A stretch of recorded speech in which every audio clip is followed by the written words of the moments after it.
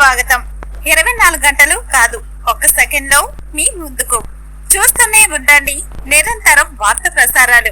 ఈ రోజు అంతర్జాతీయ మహిళా దినోత్సవం సందర్భంగా కోదాడ ఎమ్మెల్యే నలమాద ఉత్తమ్ పద్మావతిరెడ్డిని హుజూర్నగర్ నూతన పట్టణ కాంగ్రెస్ తరపున మర్యాదపూర్వకంగా కలిసి శాలువాతో సన్మానించి మహిళా దినోత్సవ శుభాకాంక్షలు తెలియజేయడం జరిగింది. ఈ కార్యక్రమంలో హుజూర్నగర్ పట్టణ కాంగ్రెస్ అధ్యక్షులు Gelli Ravi, municipal vice chairman Tanneeru Mallikarjun, మాజీ MPP Gudepu Srinivas, working president Sunkari Sivaram Yadav, joint secretary గంజి శివ పాల్గొన్నారు.